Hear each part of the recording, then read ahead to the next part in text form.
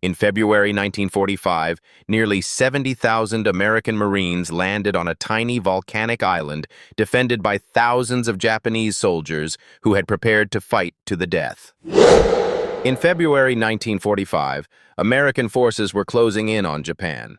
But standing between the American bomber bases in the Mariana Islands and the Japanese homeland was a small volcanic island, Iwo Jima.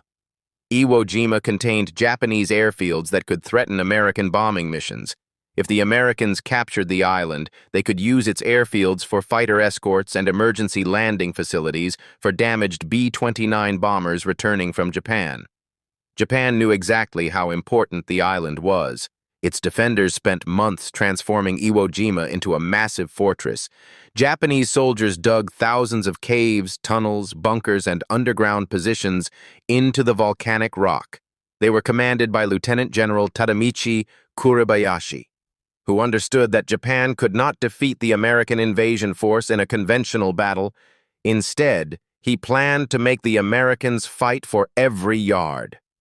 On 19th February 1945, the American invasion began. An enormous naval force surrounded the island. Battleships, cruisers, destroyers, and aircraft bombarded Japanese positions. Then the landing craft approached the beaches. Thousands of U.S. Marines came ashore. At first, there appeared to be surprisingly little resistance.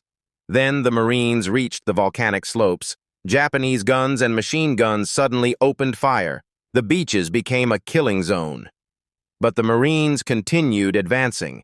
Their first major objective was Mount Suribachi, at the southern end of the island. After several days of brutal fighting, Marines reached the summit.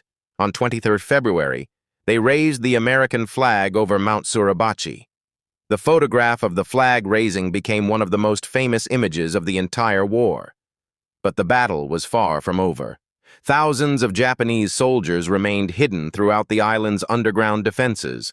The Marines had to fight through caves, tunnels, bunkers, and heavily defended ridges. The fighting continued for weeks. Even after the Americans captured the northern part of the island, Japanese soldiers continued resisting from underground positions. By late March, organized resistance was collapsing. On 26th March 1945, the battle was effectively over. This was episode 73 of my Pacific Theater series. Comment: yes, if you want episode 74, and subscribe to my channel so that you don't miss any new episodes.